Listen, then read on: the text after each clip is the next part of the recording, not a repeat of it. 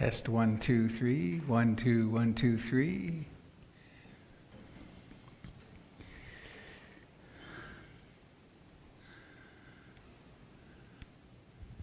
Check 1, 2, 1, 2, 3, 4.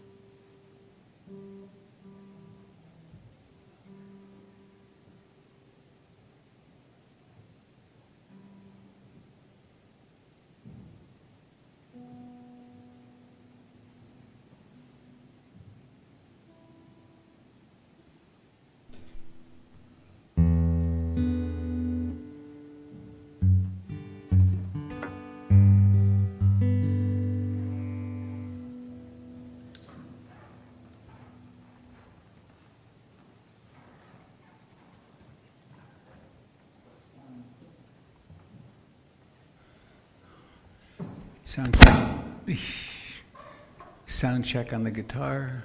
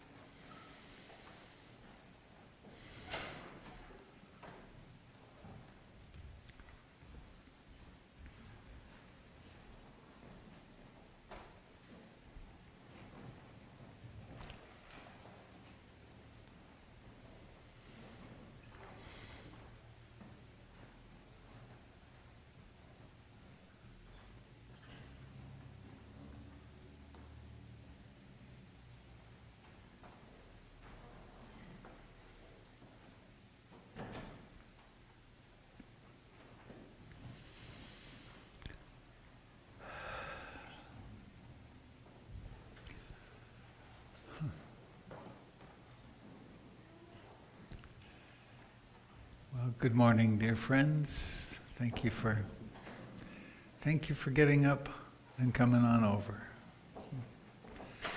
Hello to those of you that are joining us on the internet and the team in the choir loft. That's quite a scene.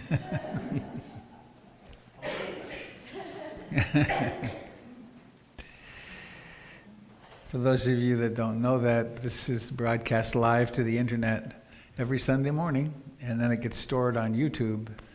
And people actually from all over the world tune in, and it's quite how does someone in London figure out that we're here? But they do, so it's quite neat.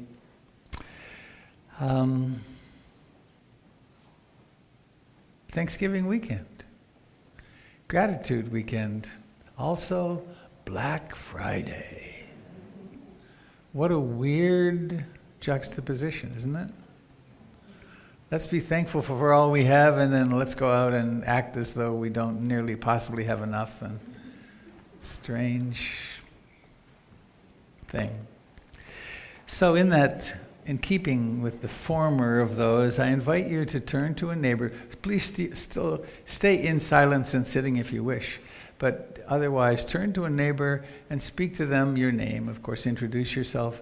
But for what are you thankful? What are one or two things for which you're grateful? And we'll start our morning that way.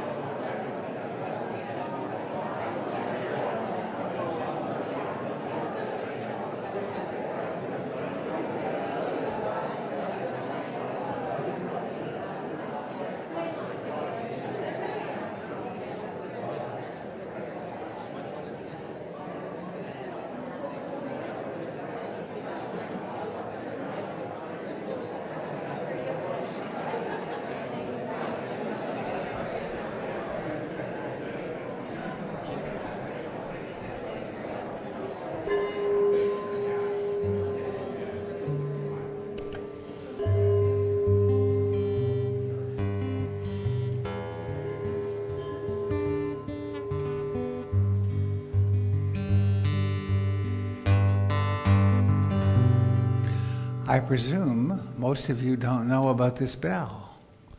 This bell is a Burmese temple gong, and it's the shape of a Buddhist burial mound, a stupa, and it's this shape of bell which is outside the monasteries and practice centers in Burma, and when you really hit it hard and it spins, there's Doppler effect in it, so there's this wow, wow, wow, wow, and you can hear it at great distances.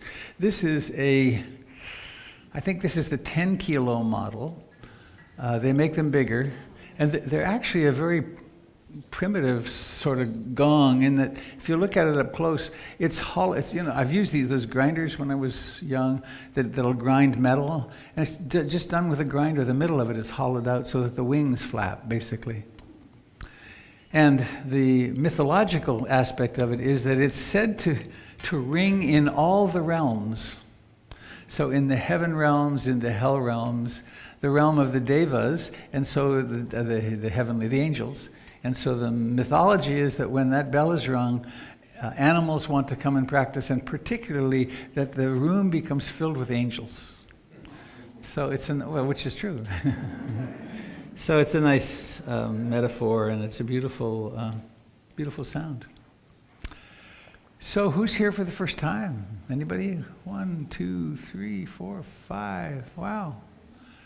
Well, welcome. It's very brave to sit near the front the first time. It's like you're kind of committed. What if you want to bolt? I guess maybe you'll just bolt.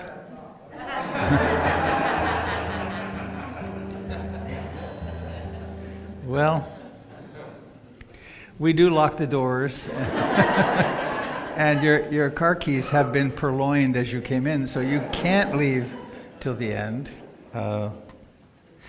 What we will do is we'll do a little chant now, a little song, Refuge in the Buddha Dharma Sangha. Then there will be a guided meditation for half an hour or so. Then Jim will do some movement meditation. And then I'll do some announcements, and then there will be some reflection on the Dharma, some teaching on the Dharma. So that's what we're going to do. And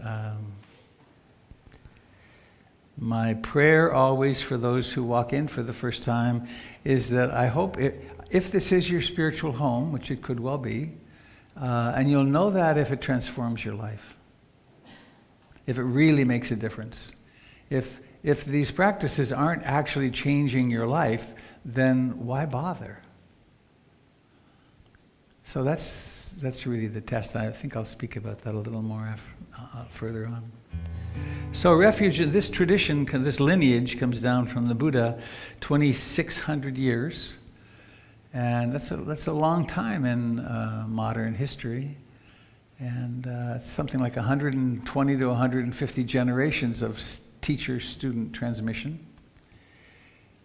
And there's something that's common in the Buddhist tradition, actually in many of the different Buddhisms that have descended, which is a reminder of taking refuge in the Buddha, Dharma, and Sangha. Have you noticed how utterly unstable your life is? And the world is? It's pretty shaky. So in what are we going to take refuge? Even the climate is seriously challenged at this point.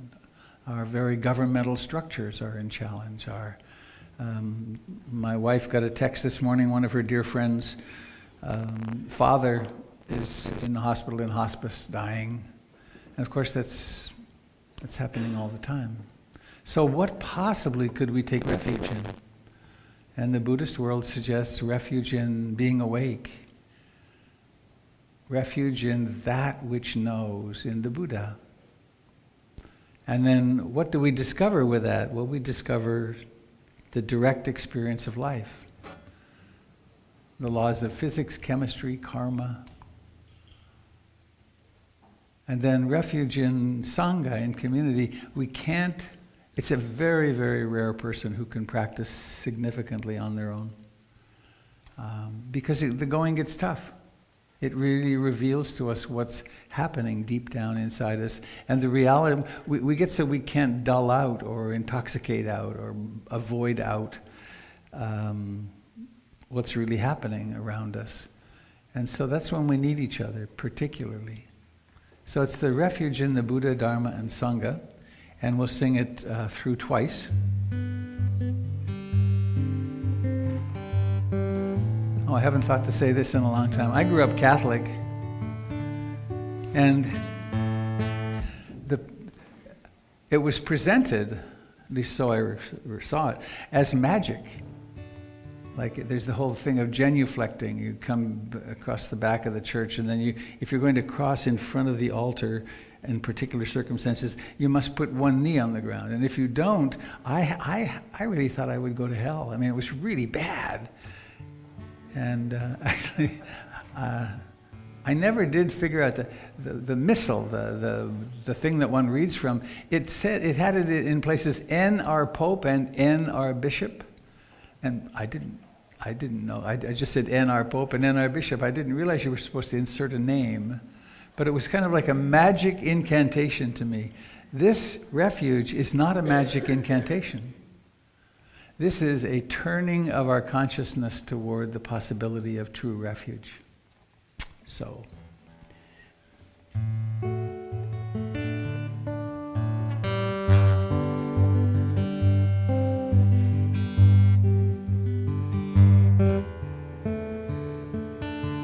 I take refuge in the Buddha, the one who shows me the way in this life. Namo Buddhaya, Namo Buddhaya, Namo Buddhaya.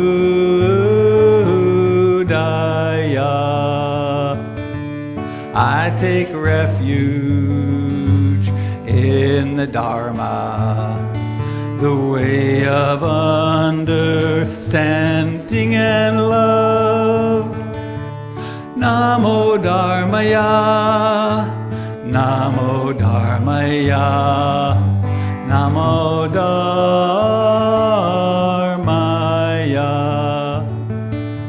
I take refuge in the Sangha, the way of mindful harmony.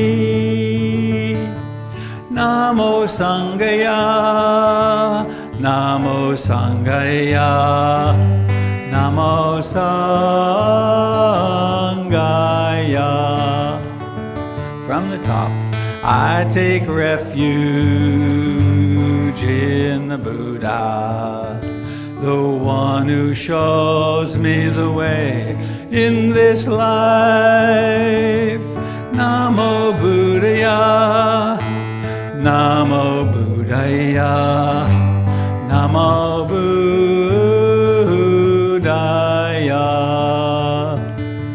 I take refuge in the Dharma, the way of understanding and love. Namo Dharmaya, Namo Dharmaya, Namo Dharmaya.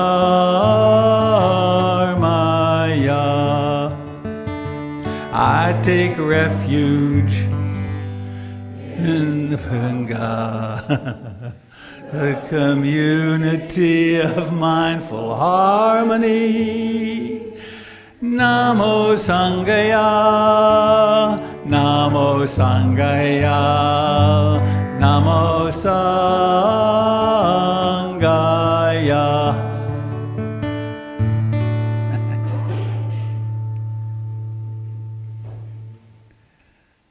Gary Sanders with a new haircut. Welcome.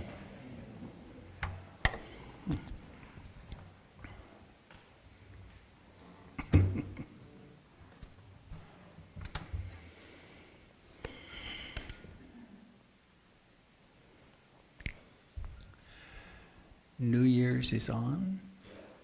New Year's Eve. Yeah. Well, Eve. An announcement. Just decided finally. Because of the great power and success of the event that we led last New Year's Eve, we'll be meeting, I'm not sure about the time, but in the evening, and we'll do a forgiveness ritual and then a grief ritual. And then summon in the new year with practice and chanting. It was a very potent. We turned off the smoke detector so that when we burned our offer, things that we were relinquishing, we didn't set off the fire alarms. So,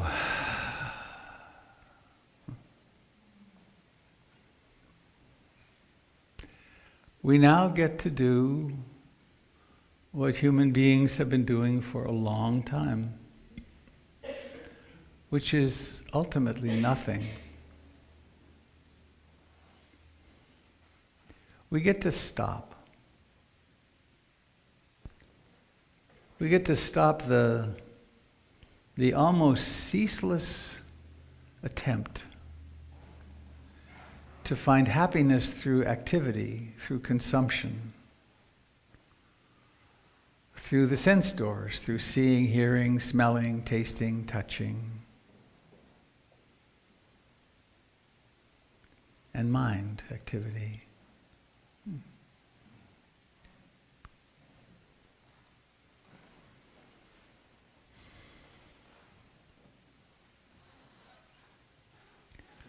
So what does it mean to do nothing? Well, on the way to doing nothing, we use some strategies that we call meditation. And they have to do with, what do I do with this awareness? And this awareness is a pretty remarkable thing. Just as if you asked a fish, what do you think about water? The fish usually don't know what to say because they never notice the water. But what about this awareness?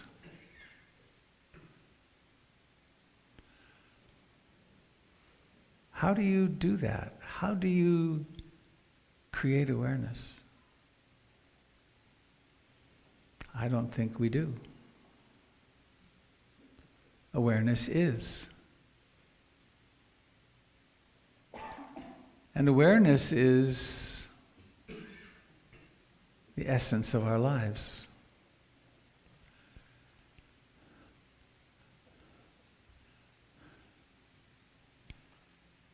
When we're not alive, when there's a corpse here, it still has eyes and ears and a nose and tongue and body. But there's something really essential that's missing. And that which is missing is present now. And if your eyes are open, you can sort of notice it as seeing consciousness. Or hearing. Something receives these vibrations in the room from this mouth, vocal cords. Hearing.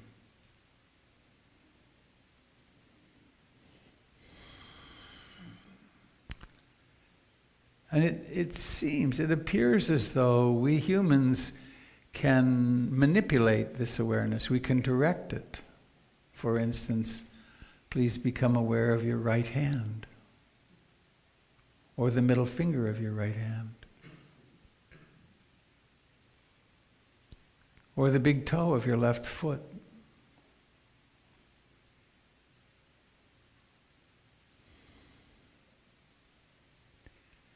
And this capacity to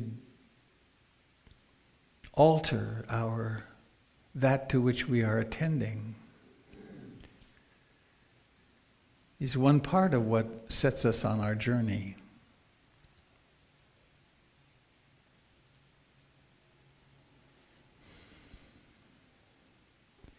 After his awakening, the Buddha developed over 40 some years a very highly refined training system for training people to have the experience he had.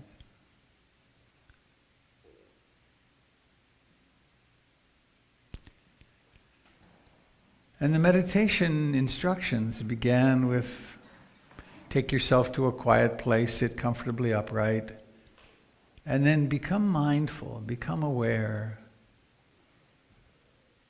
of the body that sits here and the fact that it breathes.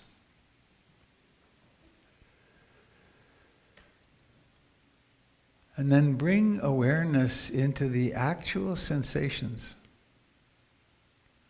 in the body of in-breathing and out-breathing.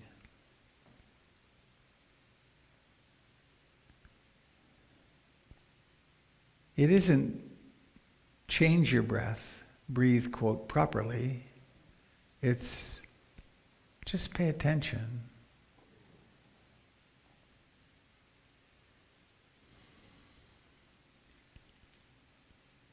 And it's a kind of loving attention, a kind of gentle, simple, non-judgmental, non-demanding.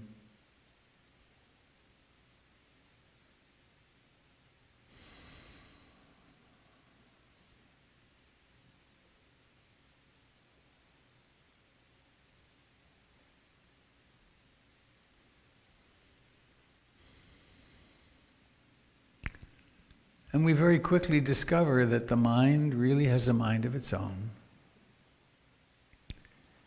And it wanders off. It wanders off into the three roots of suffering: greed, hatred, and delusion. It wanders into memories, plans, emotions, those thoughts which create the past, those thoughts which are the future.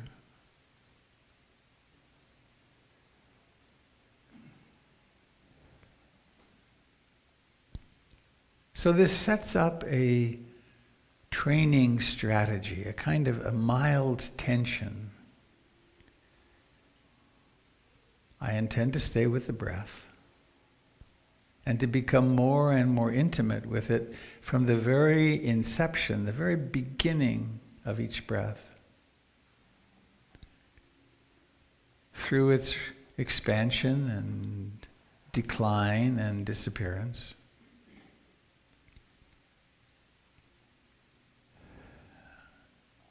And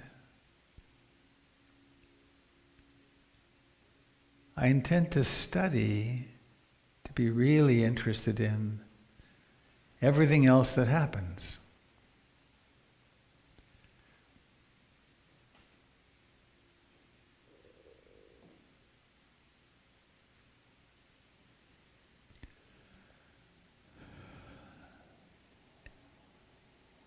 Essential to this practice from the very first moment is what the Buddha called ahimsa, which is non-violence. Coercion simply doesn't work.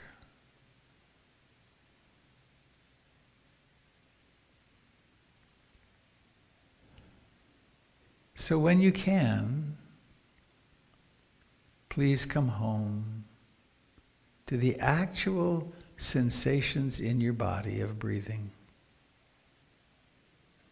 Could be at the chest and abdomen or at the nostrils, where the air passes in and out.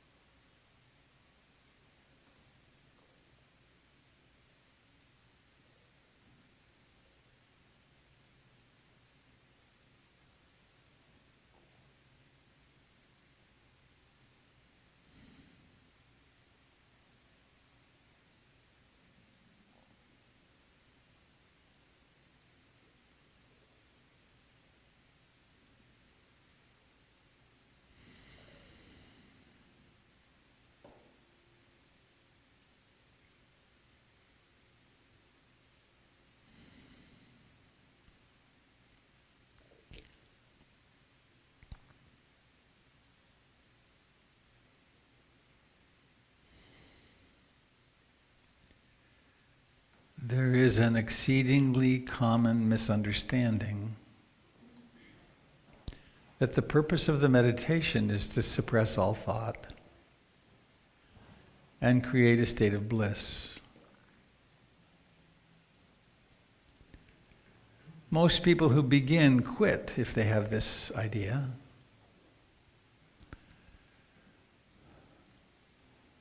It's much more skillful to understand that the purpose of meditation is waking up, of learning to accept things as they actually are, of becoming really curious what's happening, of being able to bear great discomfort without freaking out.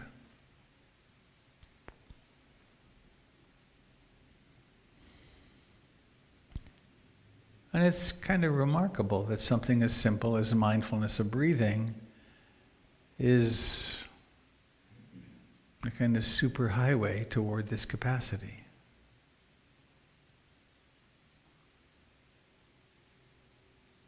Breathing in, breathing out, knowing it.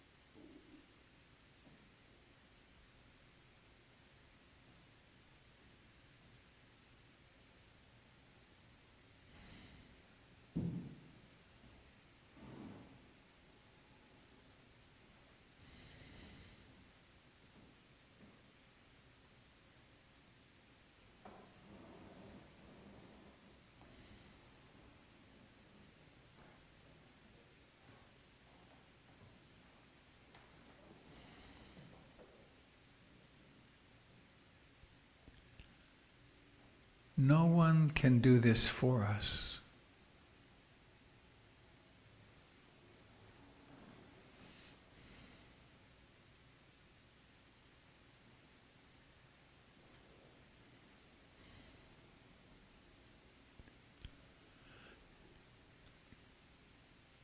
And it's essential to become very curious when the mind won't stay simply resting on the sensations of the breath.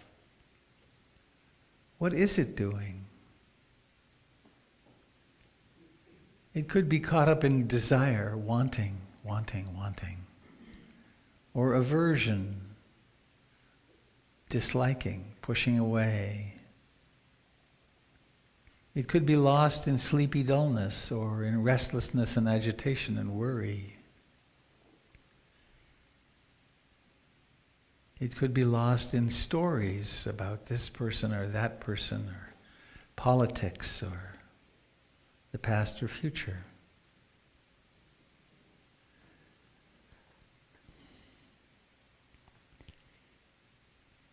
It does become lost in what could be called the trance of everyday life, or the dream.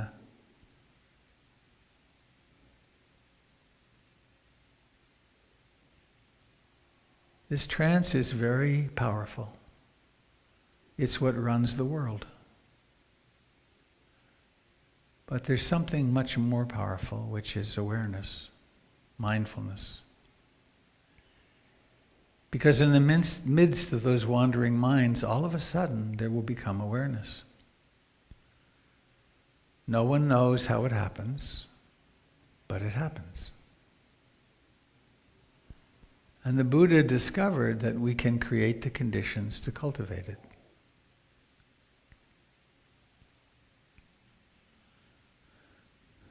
So with great persistence and gentleness, come home to the actual sensations of breathing.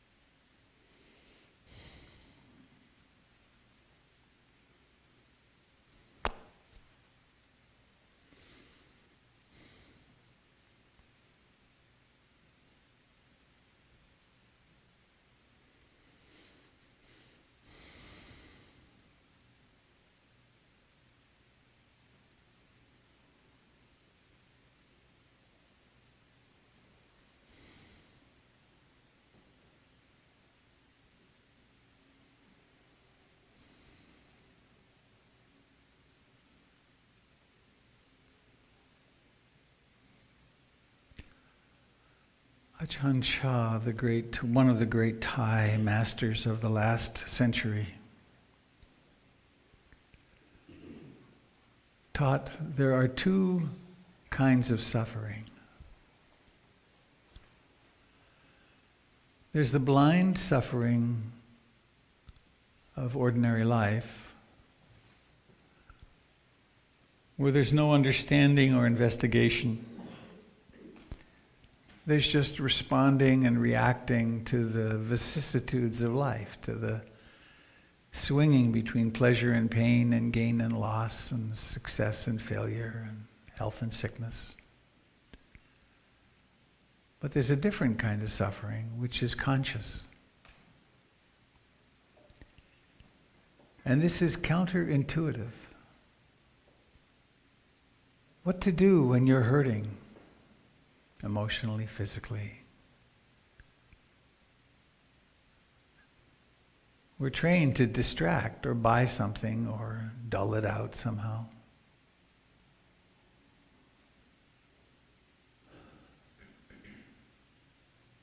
This second way is the Eightfold Path of the Buddha, which says, turn toward the suffering. It's not an accident. It's not because you're a bad person. But it exists. And it's possible to receive it, to attend with it, to open to it in such a way that the suffering really goes out of the pain. The pain may persist, but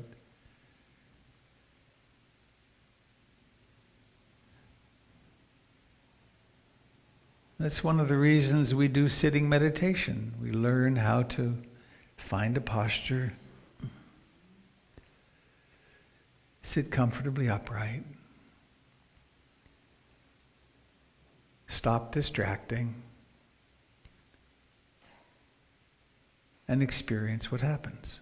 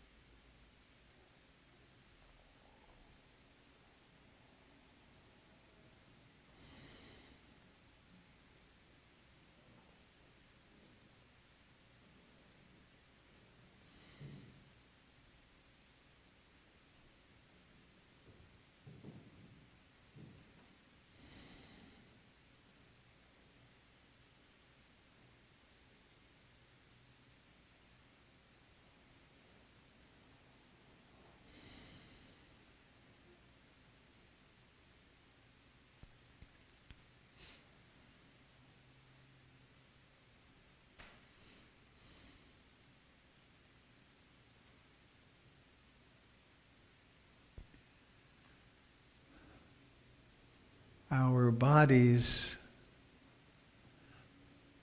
mysteriously emerge from the earth, from the body of our mother.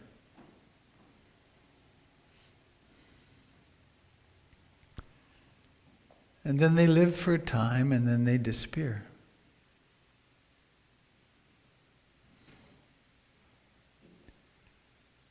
The same is true with the breath and every other experience. So in attending to the breath, in studying the breath, we are studying the ways of nature.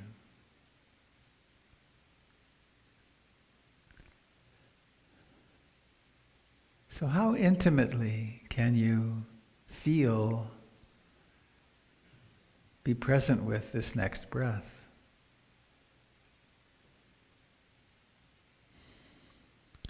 People often think, well, I have to go to India or I have to go somewhere to do true spiritual practice. The investigation is right here, always.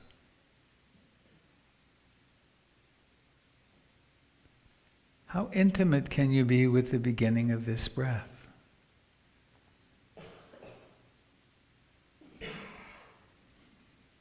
How close can you stay with it as the chest and abdomen rise to fullness? Can you notice that moment when breathing in changes to breathing out?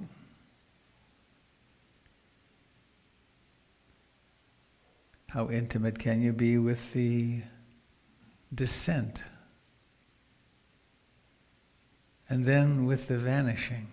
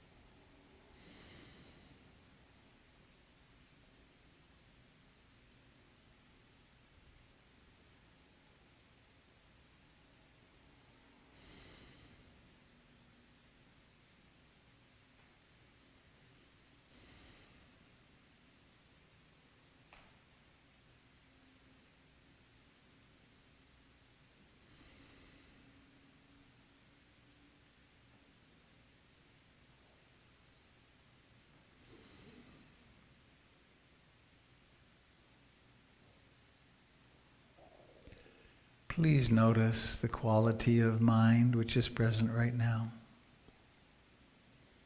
It could be deeply calm and silent. It could be restless, agitated. It could be really sleepy, dull. It could be filled with sadness or joy. Notice how it is.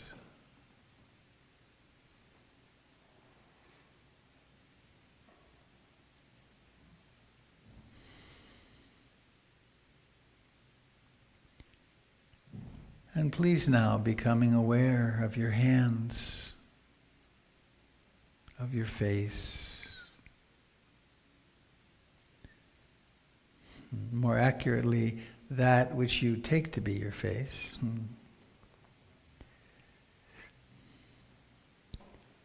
And notice how this body might like to stretch.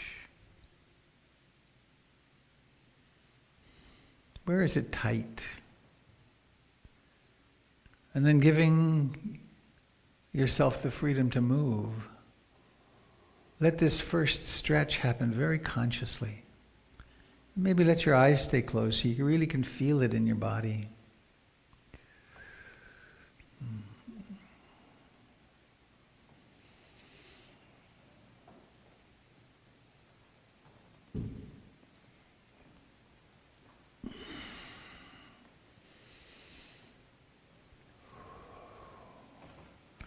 And letting this first stretch come to an end. And then notice what it takes to allow your eyes to open. There's a command, there's an intention, and the eyelids can be opened somehow. And then seeing happens.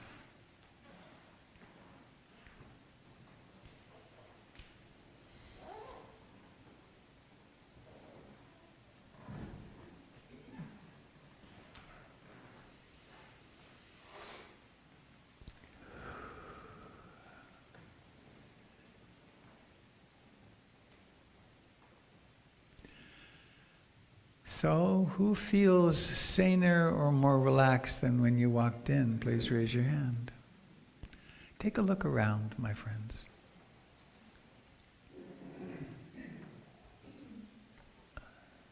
This is incredibly powerful medicine.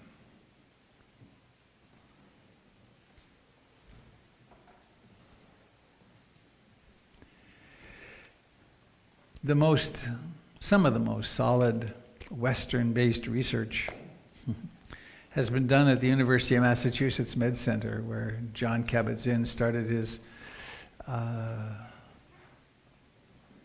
mindfulness-based stress reduction training.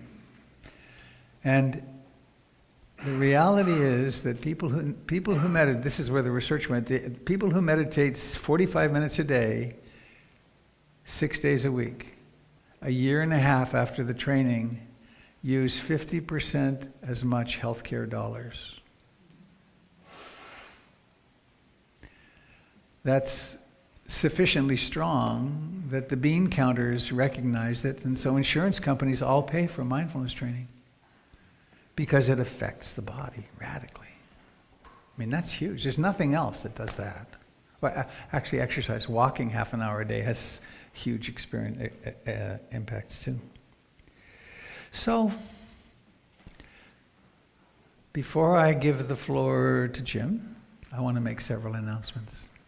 We have a jam-packed schedule coming up, and I know I'm doing this now because I know some of you are going to leave, so I want to be sure to invite you. On Friday night, You shouldn't leave though. People have appointments. Mickey, I saw Mickey. There you are. On Friday night, Mickey and Aliza are leading an hour and a half gathering from 7 to 8:30 on how to create a transgender welcoming community. So we're going to take the lid off that issue as a community. The next day is a day-long retreat, which is, who's teaching that? You, I think, it's Gary. And that's from 9 till 4. Come and practice. And if you haven't ever done that, try it, because you'll discover depths of your meditation that you didn't know existed. That evening, I mean, this is such an amazing weekend coming up. On the Buddhist Path, Compassion in Action, 4 short films about compassion. And it's being sponsored by, what's the name of the organization? Zuchi. And we're bringing in 75 chairs. We're expecting quite a large turnout. Be part of it. There will be a panel discussion, and this is part of our tiptoeing toward how to bring the Dharma into engagement in daily life. Want to say more? It's 7 p.m. Costs $8. You can get tickets on the website. Please get your tickets in advance so we know how many seats to rent. And there's a poster for it out there that I meant to bring in. Oh, there's a poster right here. Ta-da! There it is. There was something else. Oh, the next day, the second meeting of our Engaging the Dharma initiative, which I just spoke about, which is after Sunday, the Sunday meeting. So that's just this weekend. There's so much happening. It's remarkable. So I think I want to pause there. Thanks for coming. Do stay. And Jim is going to do a little qigong with conscious movement with you.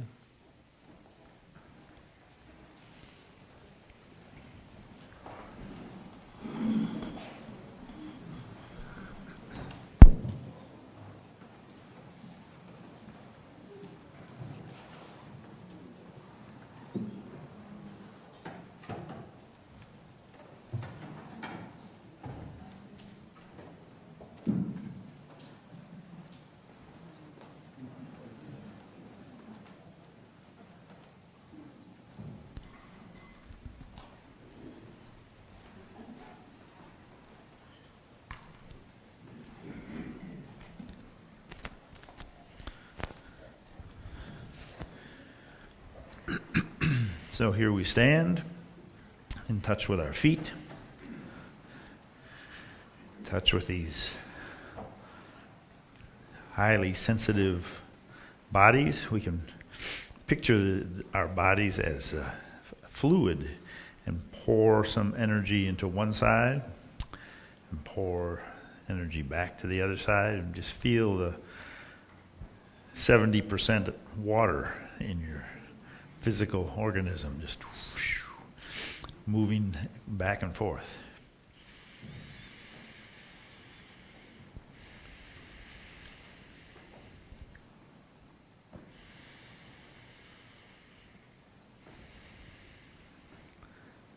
Aware of the engagement of one foot, the sole of the foot engages when the weight gets placed over that foot, and then the weight shifts. There's an engagement.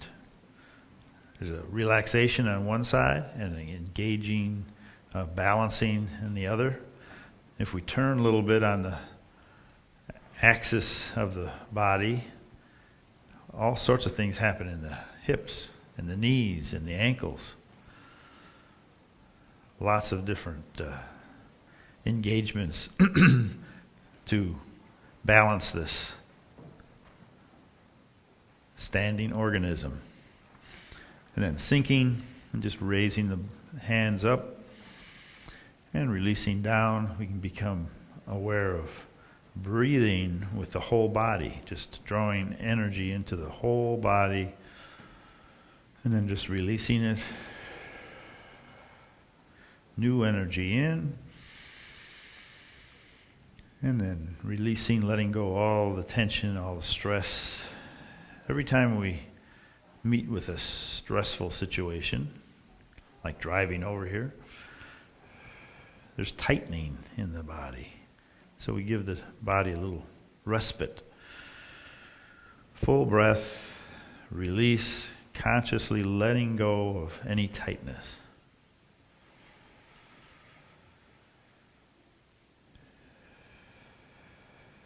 And then relaxing the arms for a second, feeling the stillness, the almost still body. It's never quite still. There's always some sort of movement going on, but we can intend to sink and allow the arms to float up, trying not to replace any of that stress that floated away. We're just letting the arms glide up, bending the elbows, bending the wrists, feeling a round, soft flow in the shoulders, arms, and hands.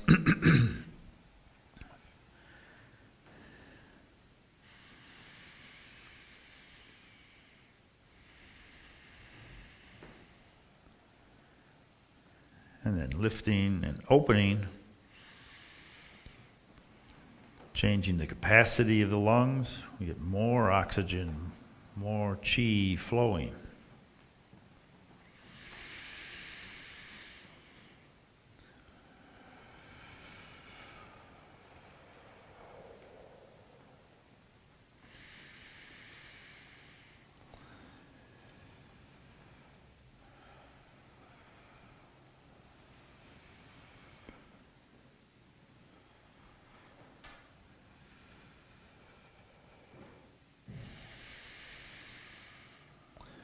And then reaching overhead, we'll paint a rainbow.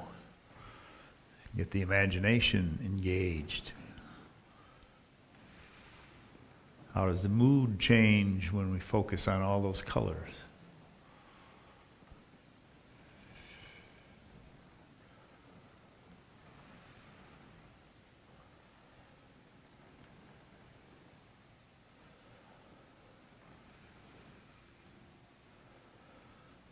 Releasing the arms down, sinking, crossing the wrists.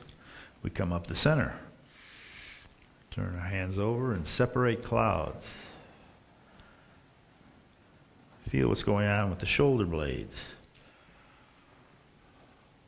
When we push out, shoulder blades come closer to the spine. When we relax, they relax back there, and then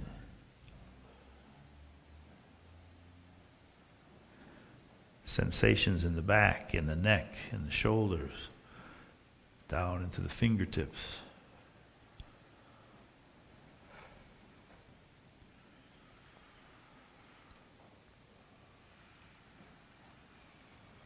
Turning to one side, palms up, The back hand presses, the front hand pulls in.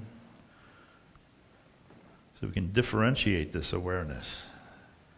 Have some of the awareness turning, pulling, the other easing forward, hips re-engaging with each stroke.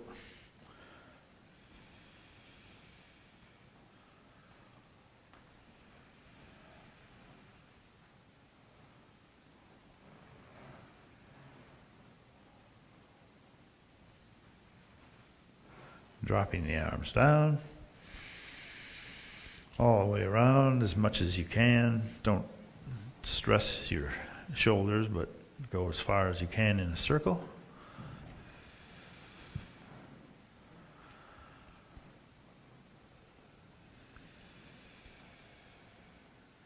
It's kind of a massage for the upper spine when you turn your arms all the way around.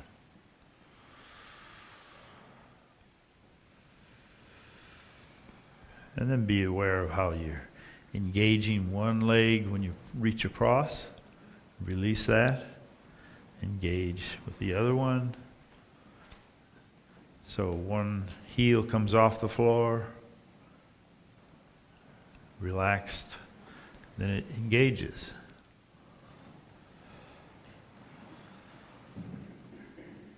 And there's an intelligence in the body that balances. Each time we change the center of gravity, extending the arm, we just kind of start the movement and then it figures out a safe way of doing this. Let's gaze at the moon and just allow that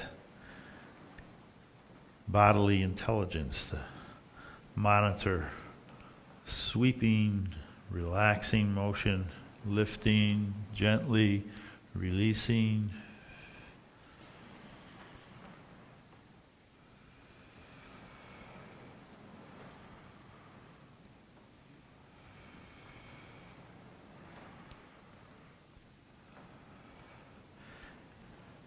Then pressing across.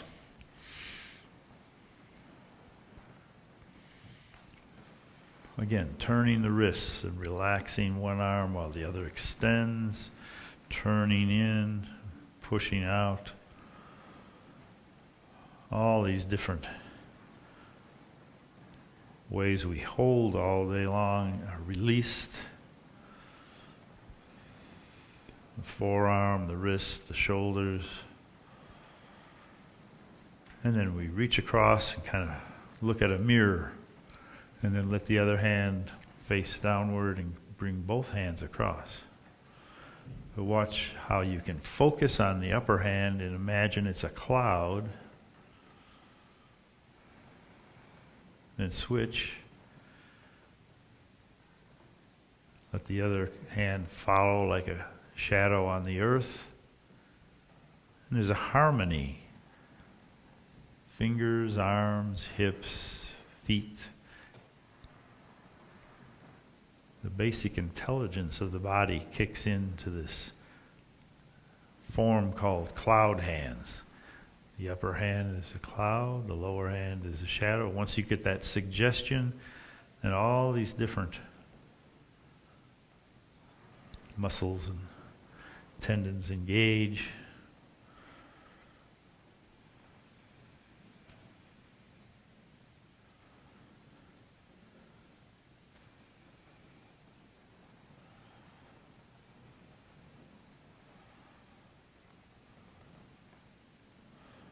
Okay, then we'll step out and pretend we're splashing in the sea, but feel that engagement in the forward foot, then come back and lift the toe.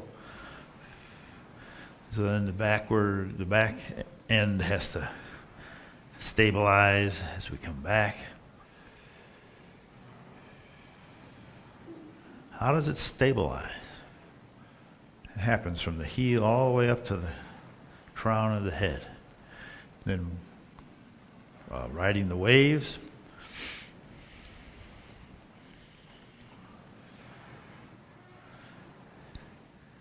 It's so much nicer doing it in here. I was out in a park yesterday morning and it was 37 degrees. It was hard to feel the wave We actually did many more repetitions to create some heat.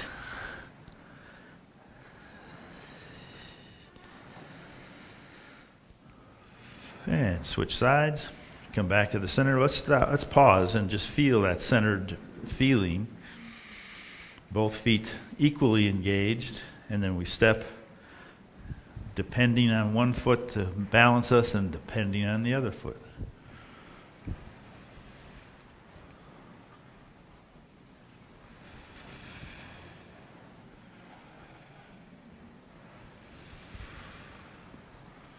Riding the waves. I much prefer listening to the sound of this than standing out in the fog. Palms up. My mood is very different.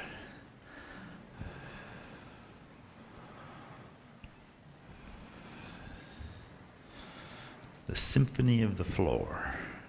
Back to the center. Make a fist and sink. Let the dragon rise from the sea.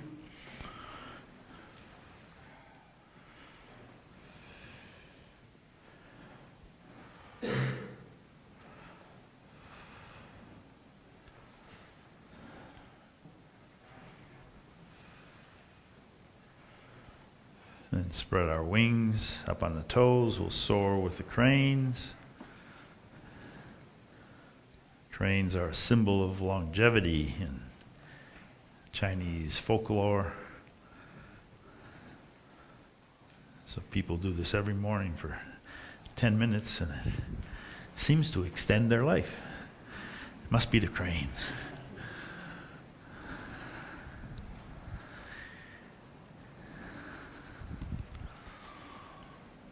And then the other direction.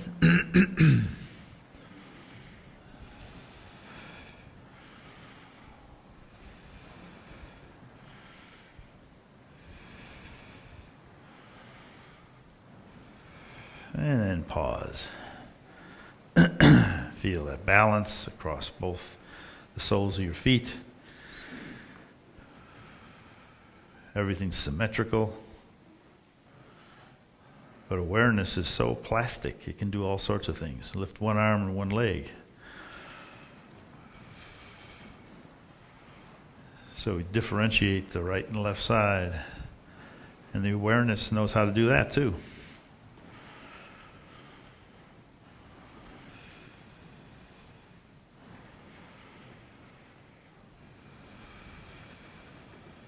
Bouncing a ball or playing with a marionette. Okay, then we come to the closing. We just breathe again.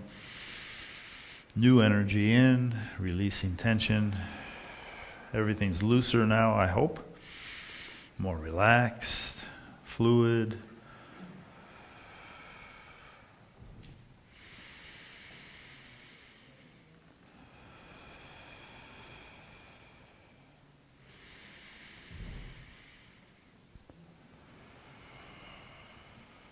And then just pause. Bring our attention to the symmetry and the steadiness of a simple standing form.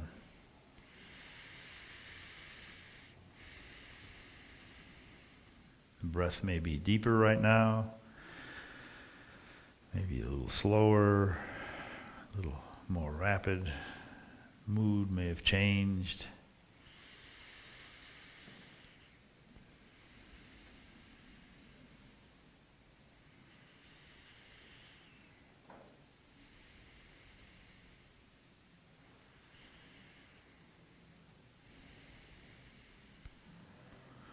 So a river of energy flows through the body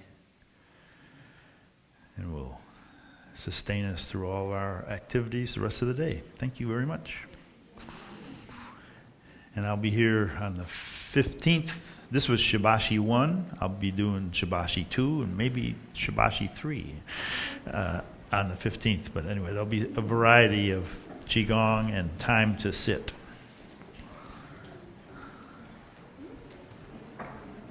And Avi's not here, so there's no handoff.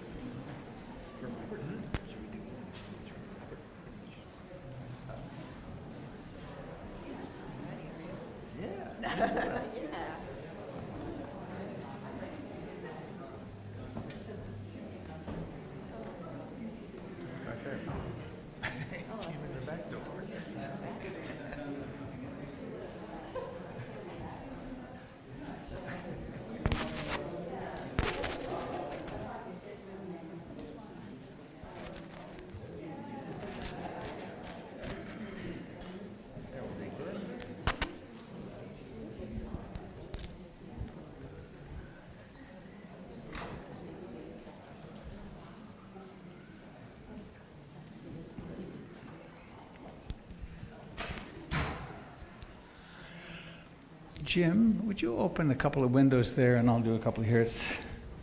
You don't notice in here, but it's very low oxygen when you come back in.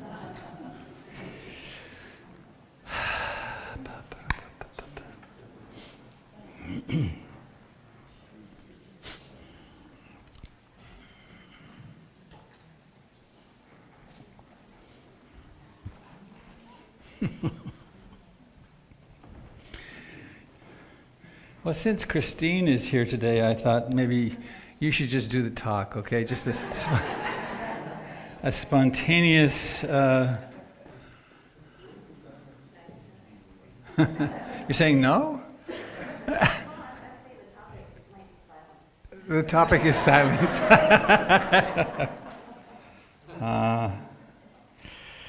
Well, we're so fortunate here at PIMC. This community is just burgeoning, and we have so much happening.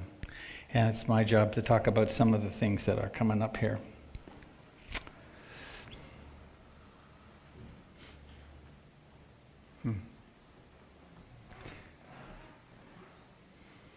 Waves of gratitude.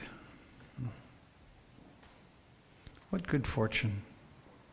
Jim and I, when we share that gratitude thing at the beginning, it's almost always, I am so grateful for the Dharma. Whew, imagine what our lives would be like without it.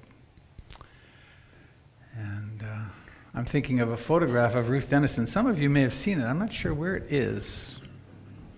She's in bed with this really funny, weird pink robe and her hair up in a funny way. She'd just broken her hip for the 4th time, and I had flown down. I was there maybe 2 days after she did it, and she was doing this, and I was taking pictures with my iPad that she didn't know was a camera.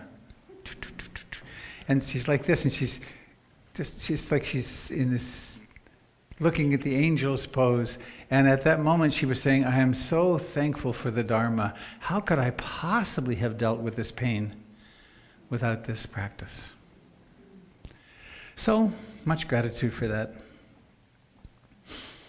In the next week or so, it'll go out on Tuesday. If you're on our mailing list, you will receive a fundraising request, an end-of-year fundraising request from PIMC. The board is meeting on Tuesday to do a licking and posting thing.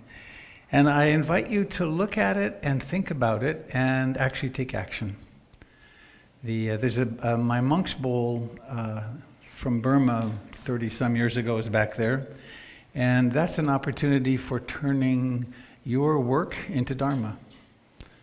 And as our program expands, we need to expand our financial base. So please do consider that. And also you can join the Stewardship Circle, which is anyone who contributes routinely, monthly, like a recurring donation, then is a member of our have I got it right? Yes. Stewardship Circle. I get it confused with the NPR's.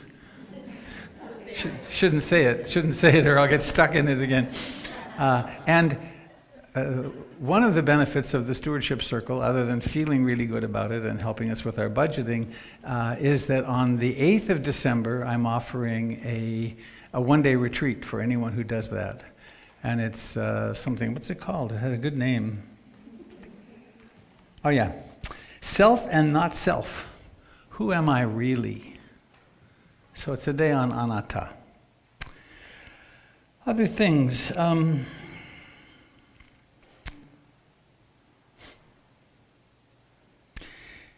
You might like to know this. Every first Sunday of the month, I do an introduction for newcomers at 9 o'clock. And you could bring yourself or bring a friend, and it's an introduction to PIMC as well as to Dharma practice. Answers a lot of questions that you don't then need to struggle with. Sunday, December the 9th, I don't know time yet, Scrooge, we're having a live performance again this year of Dickens' Christmas Carol. 1 o'clock, thank you. A gift to us from you, thank you very much. Let me see. Next week is the potluck. And volunteers. The other way, we need volunteers, always. And one of the ways, the only way you can really belong to PIMC is to participate. Way back in 2000, maybe before that, when we were incorporating as a nonprofit in Oregon, we made a decision to be a non-membership organization, which is really weird for an organization like this. But several of us had been trapped in religious organizations and felt we really didn't want there to be any coercion. Become a member, become a member, become a member. So you can join the mailing list, which is a great idea. But the way to belong is to belong. And one of the ways to do that is to volunteer in some capacity. We need someone to really guide the gardens, housekeeping team needs a couple of people. And do we still need more people for the camera? I think so. No. Maybe one more. So you can fight over it, that one. Okay. Transitions projects, donations. This is for warm clothing and household items that can be used for people who are moving off the streets. And I have a special request, which is I am, God, this is really making it public. January the 31st is the deadline for me to get my book to the publisher. And in the interim and afterwards, I'm creating a website for that book. And if there's someone who has skills in website creation, I've already got a site someone who could really help me with that. That'd be great. And also the RuthDennison.com site.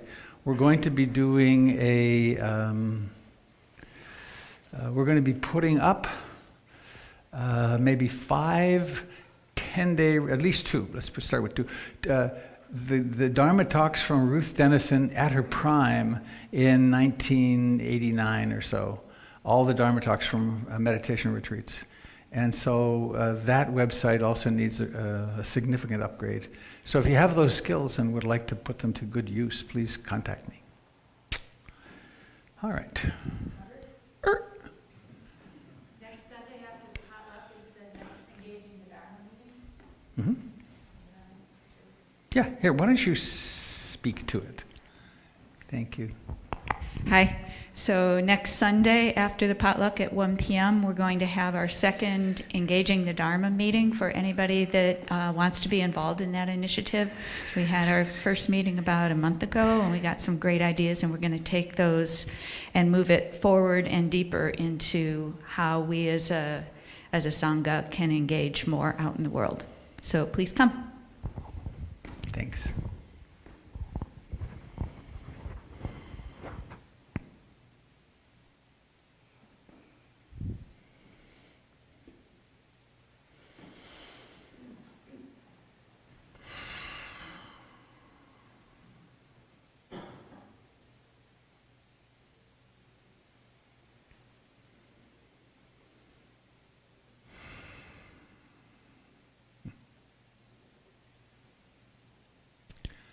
I have one more information, sort of a question to ask you. How many of you are on the PIMC listserv? Please raise your hand. Well, fair number, okay. And how many of you, there'll be lots of duplication here, receive the constant contact emails, the ones with the pretty pictures and so fewer? No, they're different. You can be on the constant contact list and you will just get announcements. You can be on the PIMC listserv and you can be part of it. Occasionally, it hasn't happened in a while, but occasionally the listserv has lit up and there's conversation. And that's okay, there's a fair number. I do... It's called connections, right. I do encourage you to sign up for that because that's the way you'll find out how things are happening. We're having so many happenings, and Avi is working so hard to create these beautiful things to send out. I was just thinking on the way over this morning, maybe we really need to just encourage people to check the listserv and the website, because we're kind of driving them crazy with the number of events we're having. He does a great job, but it's quite overwhelming. Oh, I have an announcement.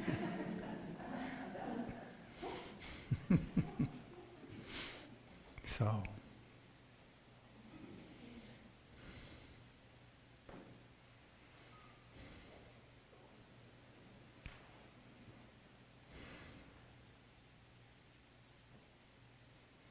who are you really?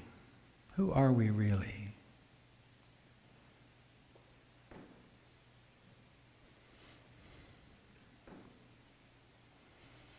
How was Thanksgiving? Who had a really great Thanksgiving? Who had an okay Thanksgiving? Who had a sort of crappy Thanksgiving? Okay.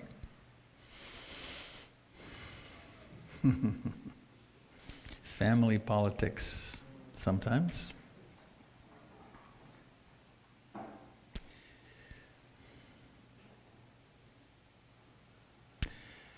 So who are you really is the central question of the practice. Are you really this person who got born at a certain time and went through all these experiences and now finds yourself here and will go through and then will disappear?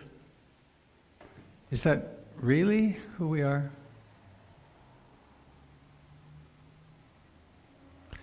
We're really encouraged to think that's true.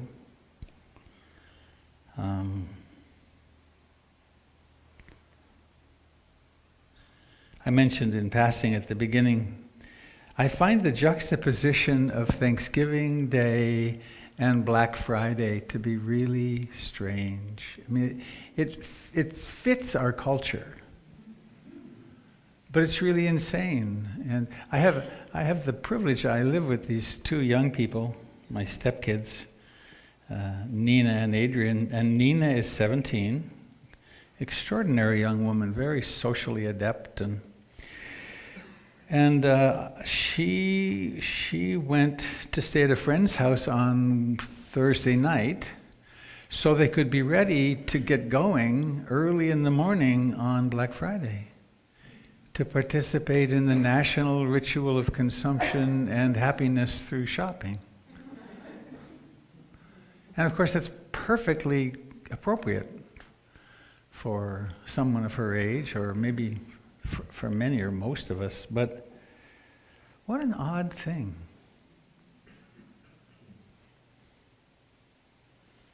I read something about it was like billions of dollars that were spent on that day, and it was greater this year than last year. And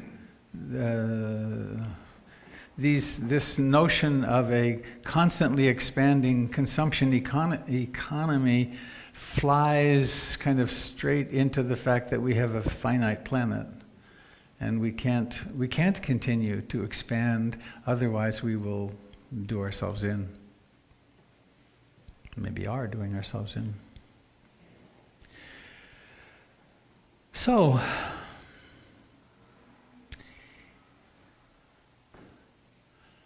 sometimes around this time of year I've wanted to offer an inoculation and a blessing for the next few weeks, which is how to use the Dharma to stay as sane as we possibly can as we go into the mad consumption period and also into the social challenge period.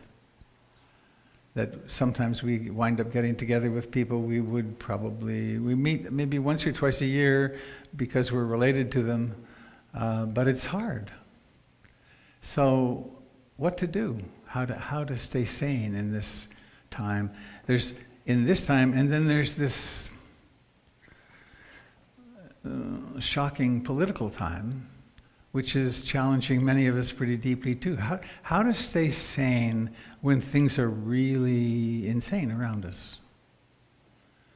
So that's, I think, where the practice comes in. It is for me.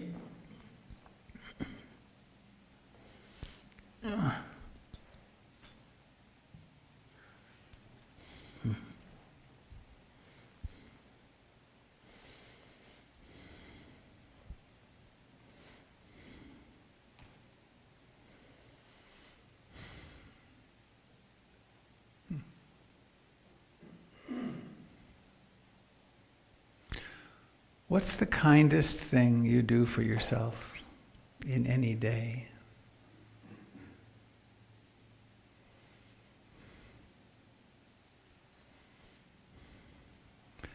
I'd like to propose that getting enough rest, of course, is pretty significant, but how long do you gift yourself with every day to sit and do nothing? Or to do what we were doing before, call it to meditate. Is it episodic? Is it every day for 5 minutes when the time is right? Is it when I can fit it in sometime late in the day? Or is it half an hour or an hour? Or how much emphasis do you put on mindfulness practice while you're driving, while you're showering, while you're cooking, I know observing in my own life, it's, and I don't know whether, part of it's no doubt age, but the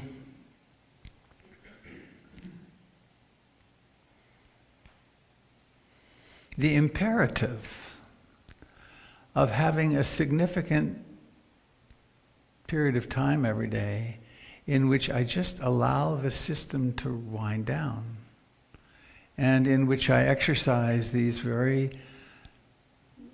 beloved, beautiful, remarkable enlightenment factors, mindfulness, right? How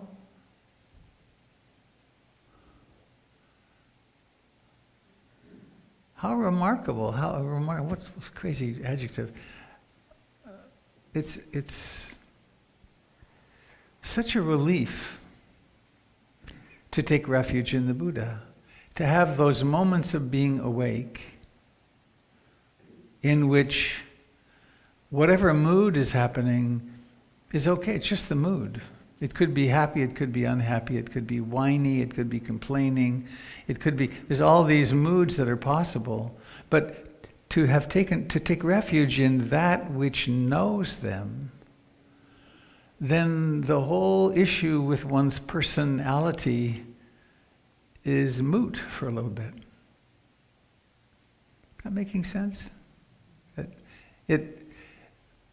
Mood, for instance, mood drives us so potently, and anything can affect mood. I watch when I have a meal, most times within half an hour, the mood just tanks for a while. Want to go to sleep. The body's busy digesting, and so the mood crashes down.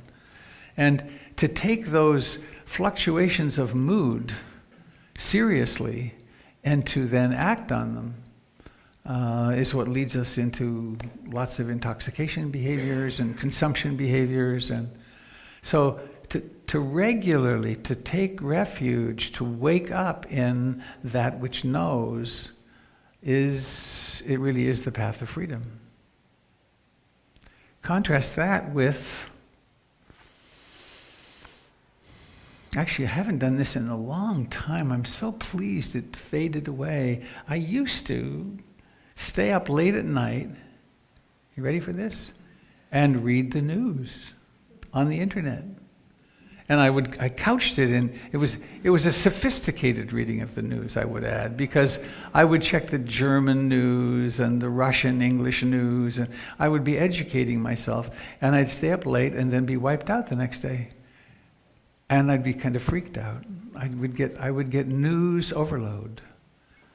And somehow or another, I actually go to bed now. It's funny, Jennifer and I look at our watches. Well, it's 9, we can go to bed. And then I get up early, and that gives me lots of time to be quiet in the house in the morning.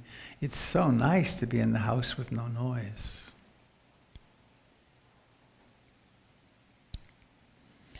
So how are you taking care of yourself? Do you make time to sit, for instance? And something that happens for people, how to say this? At the start, when one starts meditating, for most people, it's kind of a struggle. And the thing that often isn't said, for instance, come on a 5-day retreat and watch as your mind really gets painful for a day or 2 or 3. And it'll seem worse than you've ever experienced because you're looking at it with this microscope. But to do this practice means to really encounter what you're experiencing, what we are experiencing. And in order to learn how to take refuge in the Buddha and to learn how to wake up and see things as they are, we do have to spend time really, really attending to whatever's happening, no matter what it is. And this is, I think, the primary reason that people don't really commit to meditation, because it reveals what's happening. Reminds me, I have a cartoon. I collect spiritual quote cartoons. If you come across a good one, please send it to me. The one that I'm thinking of just now is, it's a man, there's a class, it's a self-discovery class in the first frame, and the second one, he's walking out kind of like this. It's like, oh, that's what I discovered. Now there's, of course, the next frame in which he's really discovering the freedom of observing the self clearly, and then he's, of course, smiling again. So, going forward into this next few weeks, what might you promise yourself in terms of self-care?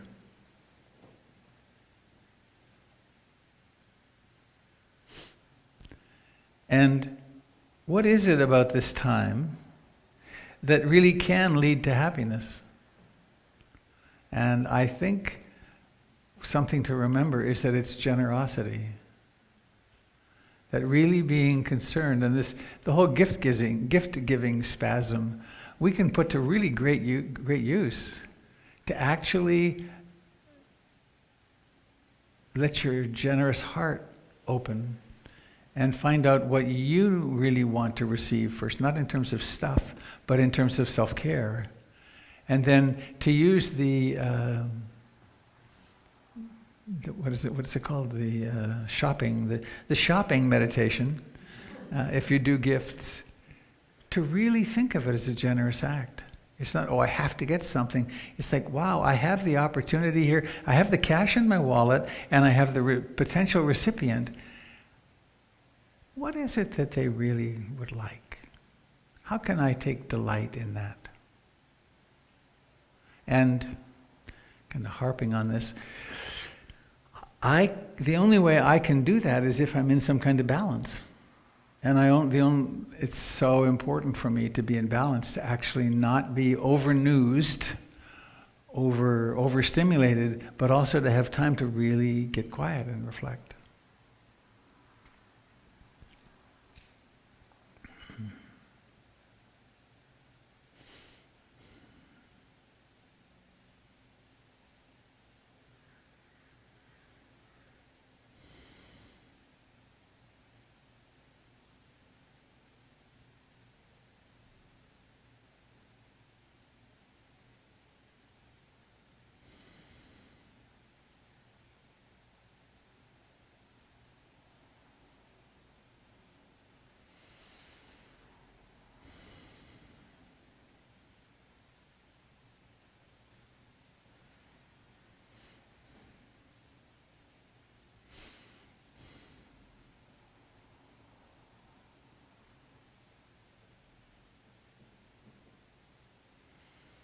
I guess one more thread I want to spin out a little bit.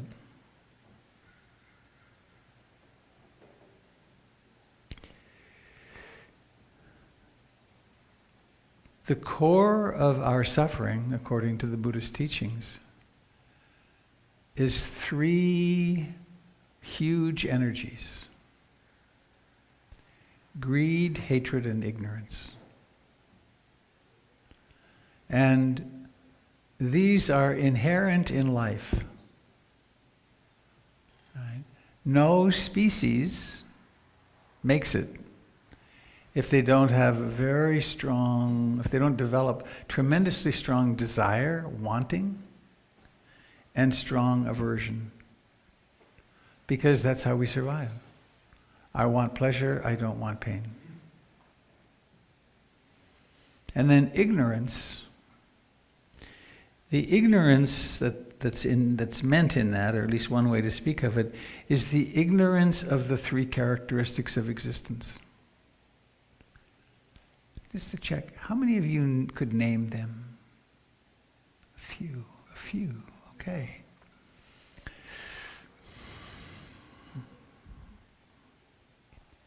Something happened 14.2 billion years ago, and we could say that we were born. The great flash or the Big Bang happened. Out of nothing came everything in this universe.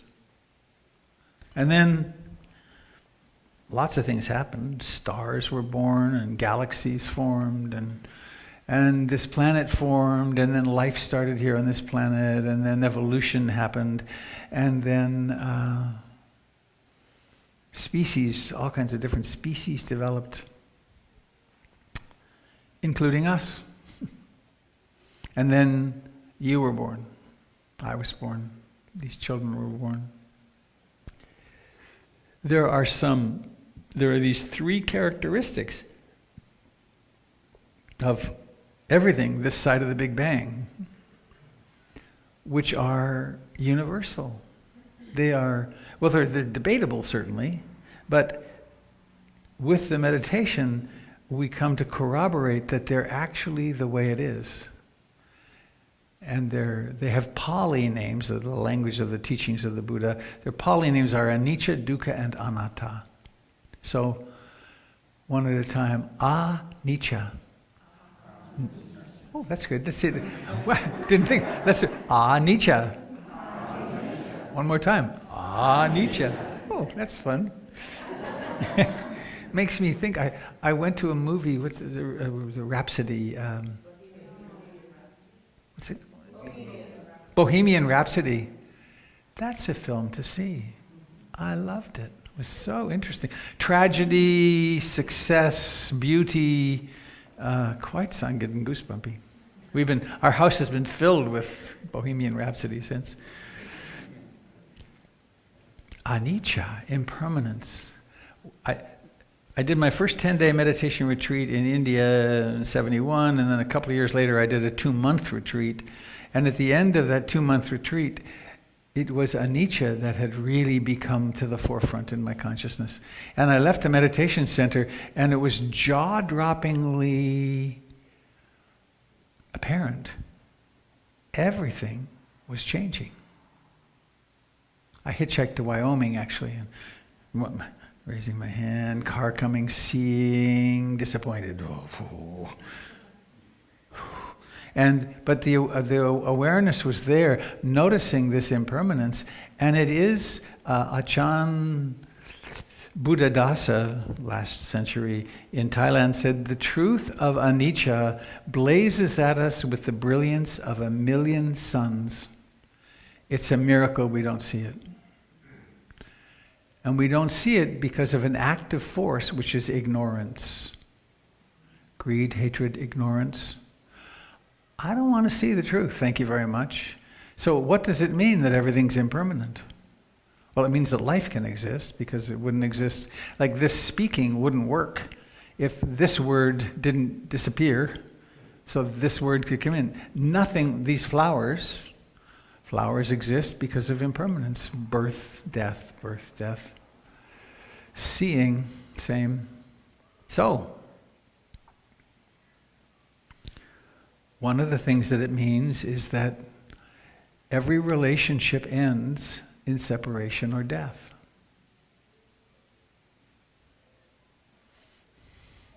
That's kind of heavy.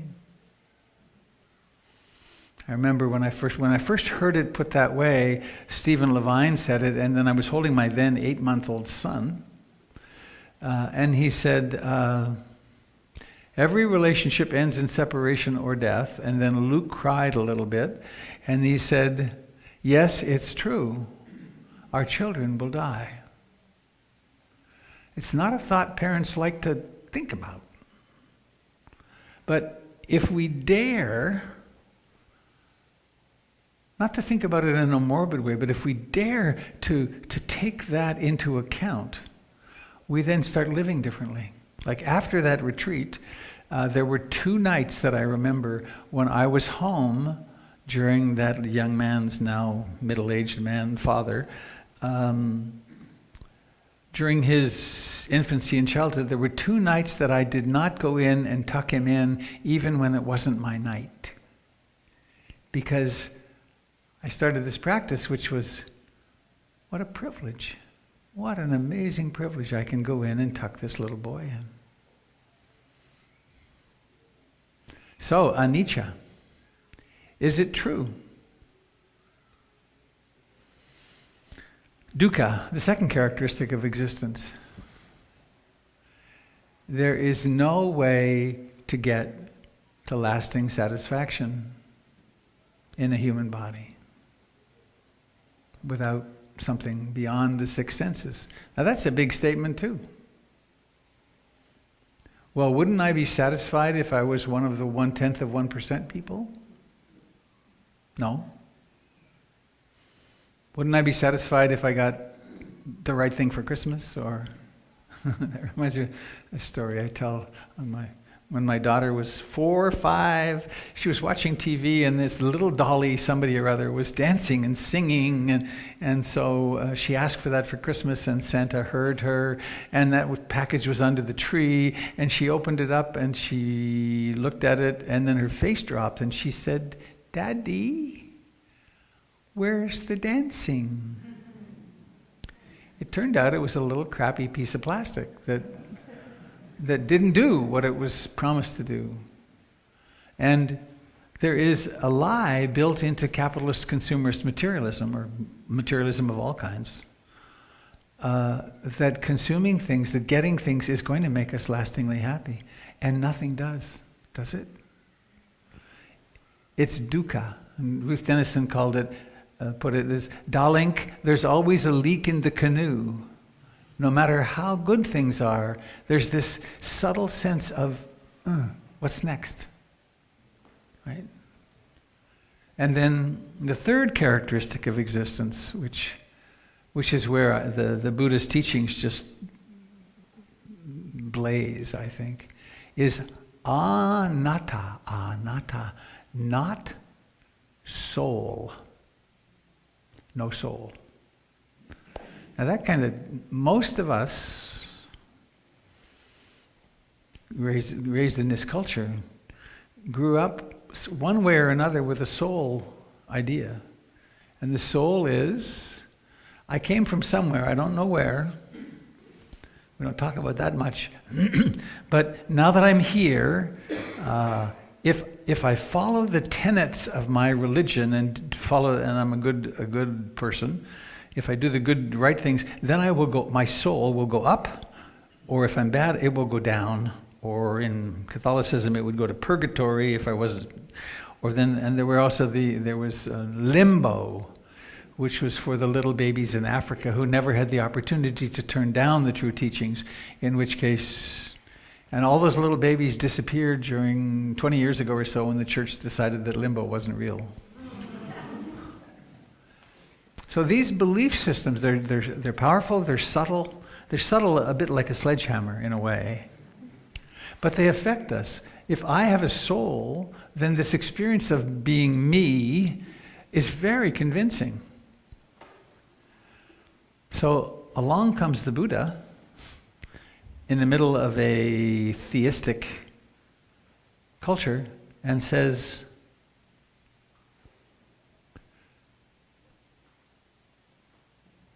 why not see for yourself? Why not develop a meditation practice that goes way beyond stress management, that goes way beyond psychological and emotional well-being, and that goes into really asking the question, who am I? Who am I really? And so we do this, it seems so kindergarten, right? To sit, I'm going to be aware of my breath coming and going, and notice my mind wandering. Well, along with doing that, then with that, we then start noticing liking and disliking, and we start noticing the stories that are telling themselves and the perceptions that are happening. As the mind becomes capable of observing these more and more precisely at more and more minute levels, we can then ask the question, is anything lasting? So let's say you're sitting in meditation and the mind has become quite quiet. That in itself is such a relief to have a quiet mind. And then a sound comes and disappears. And there's some intuitive way you're noticing that sound was impermanent. And then if there's a thought that says that thought comes into being, and then it too is impermanent. And sometimes a thought will begin to emerge, and before it even emerges, it'll be noticed and disappear.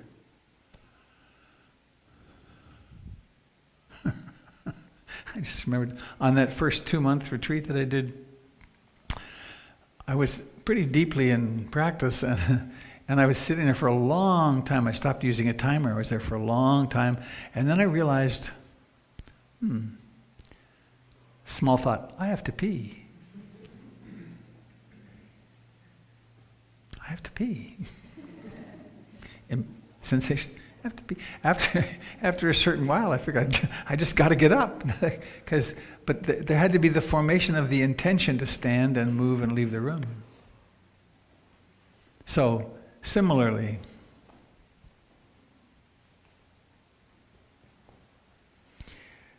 with a meditative mind, we notice the arising into being of pleasure, and then its disappearance.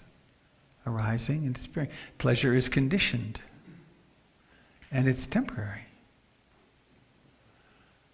And then gradually, and sometimes these realizations come in big intuitive leaps. There's this realization that there's not really someone sitting here.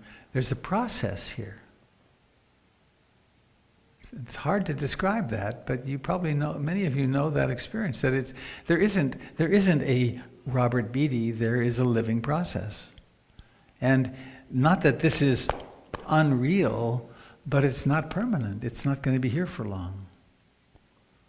And oddly enough, as that begins to happen, there arises a certain relief.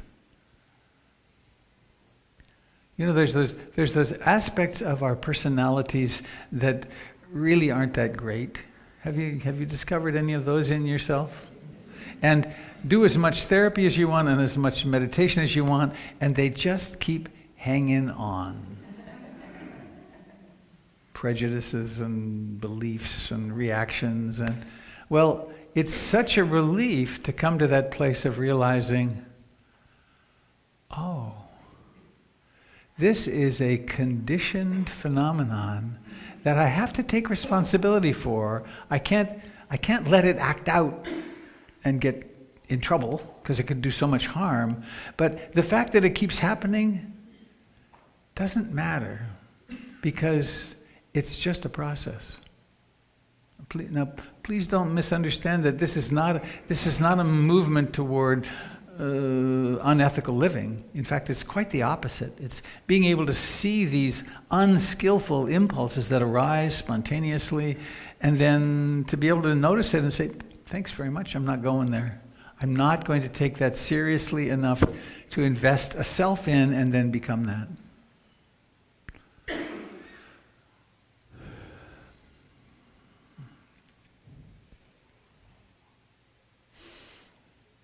So Anicca, Dukkha, Annatta.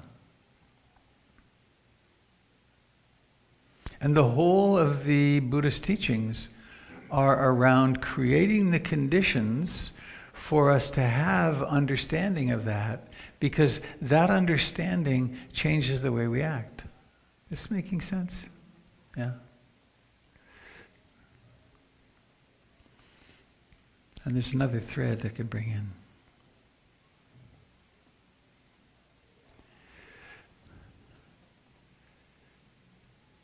The way of life that is the Dharma, moral and ethical behavior, skillful livelihood, training the heart-mind, does in fact result in human beings having transformative or breakthrough experiences. It's really real. And there's 4 stages of that understood in the Buddhist model. And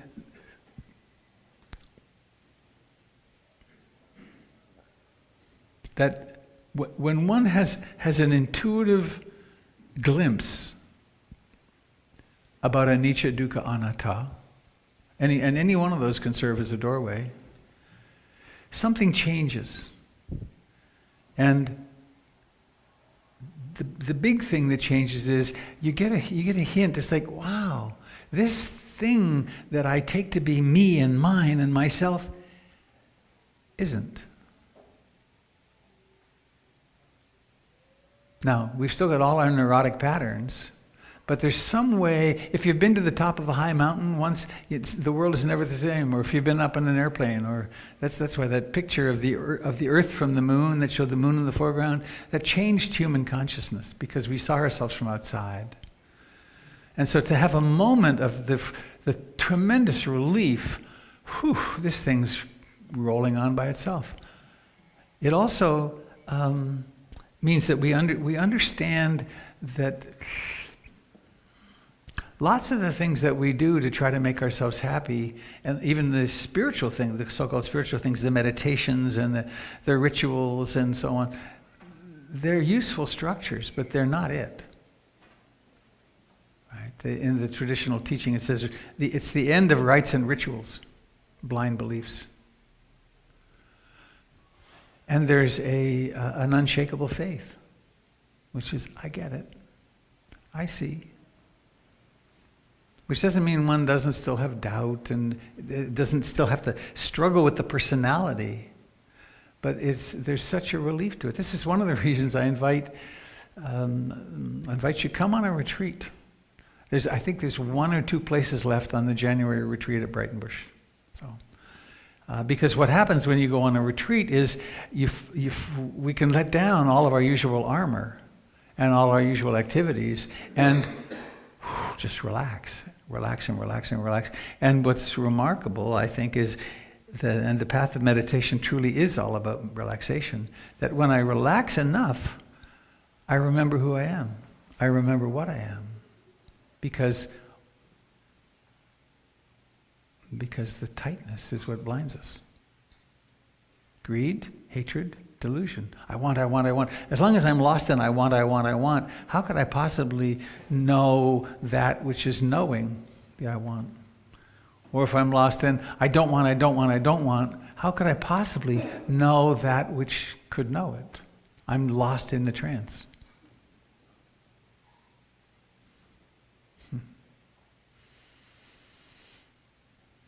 So now you'll always know what the 3 characteristics of existence are. Impermanence, unsatisfactoriness, and not self. The impermanence one is a nice metaphor I heard years ago on my first retreat. Someone approaches the teacher. It's told about Ajahn Chah, I don't know if it's true. Someone approached him, a monk approaches him and says, how can you be happy in this world? Everything's falling apart and Ajahn Chah picks up his cup and says, you see this cup? For me, this cup is already broken. And so every day when I go to my shelf and I take it down, it's like, yes, this is a nice cup. It was given to me by so-and-so, and I've drunk all these different things. It's really been a great cup. And then the day that it falls off the shelf or I drop it, what I realize is, aha, see, I knew it. this cup was already broken. And I was given a cup. My dear friend George Soule, psychiatrist here in town, an old Dharma buddy, he gave me a cup, a wolf cup that he got at the Higher Desert Museum, and I had it for about 15 years. And it was in my office before here, and there were radiators. And I don't know why this happened this way, but I was moving out, and almost everything was out of the room, and I had my cup in my hand, and I was swirling around singing something about gratitude to the room. You can hear. Guess what happened? It didn't break. It just exploded. And my response was raucous laughter. It's like, this cup is already broken. And once you take this teaching in, the day when you stop at a gas station or it's in your driveway in the morning and you go to your car and you try to, and nothing happens, there's that, what the traditional way would be to get annoyed. But this ignition system is already broken. Everything's already broken. And to live with everything that's already broken is such a relief, because then every time it's not, what a blessing. What was his name? Thich Nhat Hanh said, every morning when you get up without a toothache, you should be joyful. Yes, no toothache today. So, and I guess just circling back, there is a delusion, 3 great delusions. One is that things can be permanent. Second is that things can be satisfactory. And the third is that there's a self. Our culture emphasizes that stuff makes you happy. And so maybe you have one of those elaborate gift orgies.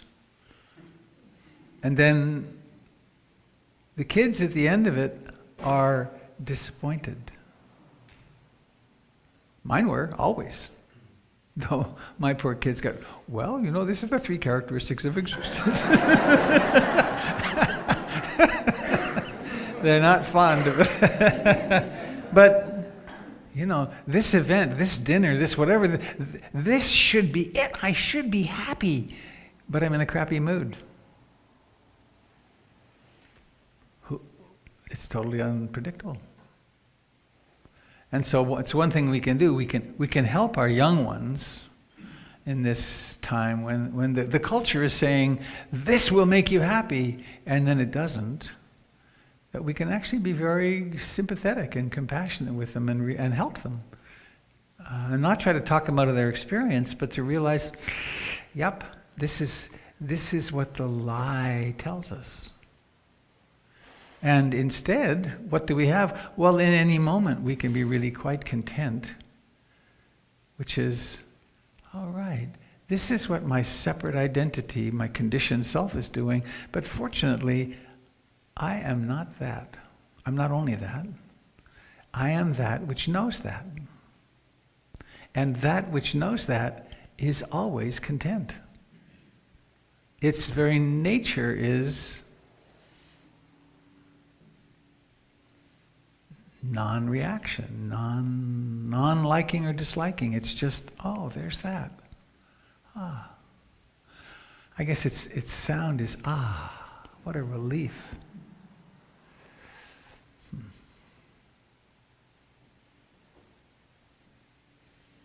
Well,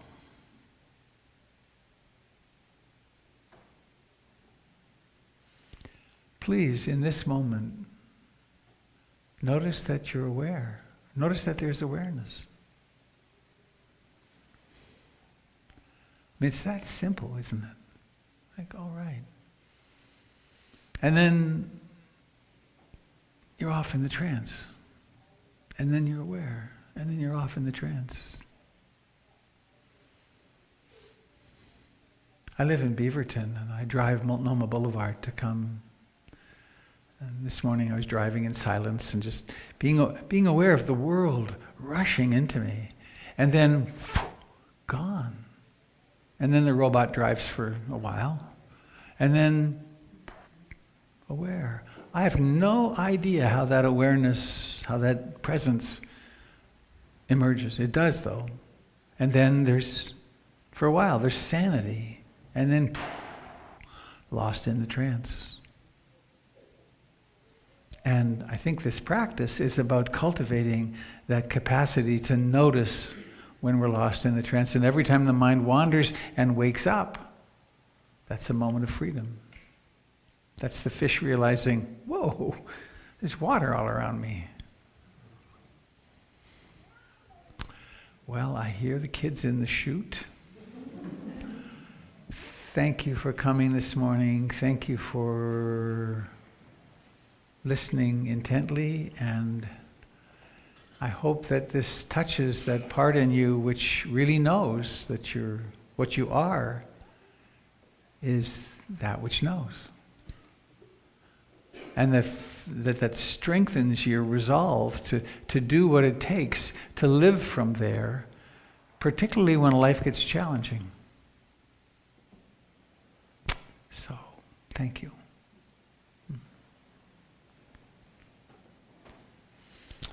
So please, let's make a big circle.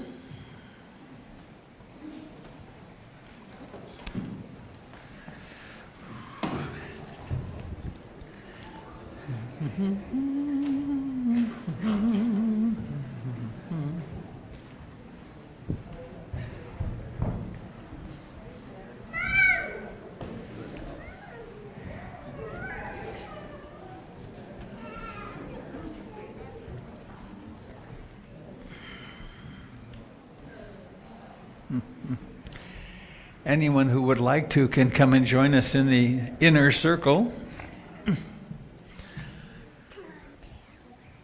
It's a good spot to be because you get to have more influence on the blowing out of the candle. There, you're in a good spot. You can just lean forward. So please find a hand to hold. May I hold your hand? Thank you. Can I hold you? Whoop, that way. Thank you.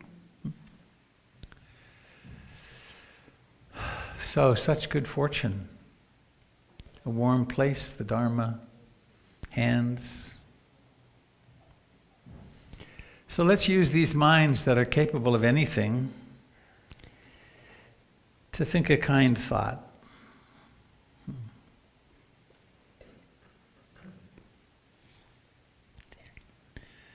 To think a kind thought for the person in between your hands.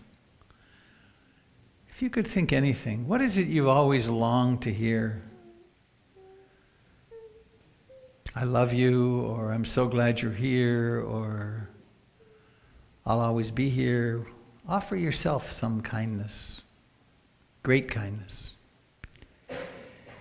Another person on your left, feel this hand. This is the hand of a being passing through a lifetime.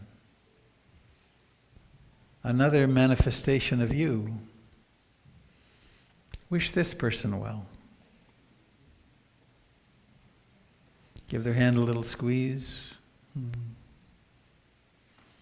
And the person on your right, and give their hand a squeeze or a stroke. What would you wish for them?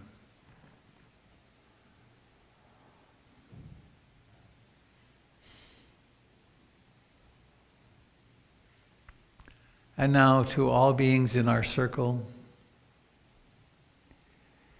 And this room has been being used on Sunday mornings since 1930. May all beings who have ever been in this room be touched by our happiness and best wishes.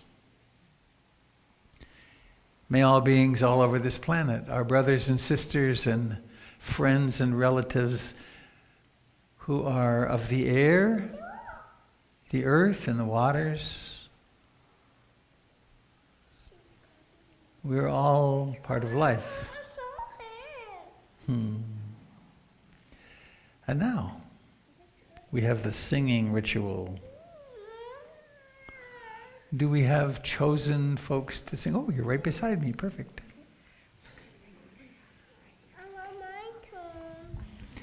So when you're ready, 1, 2, 3. May all beings be happy. May all beings be happy.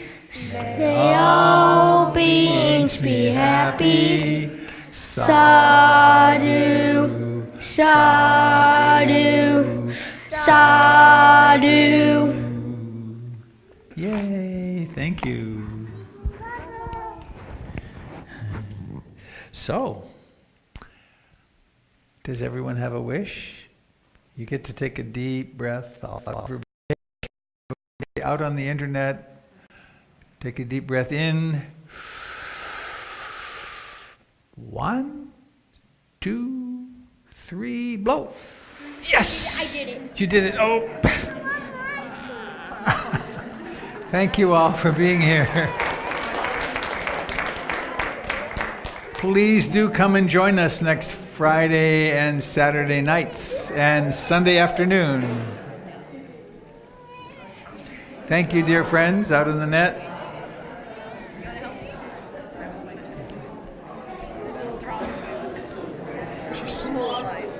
Yeah.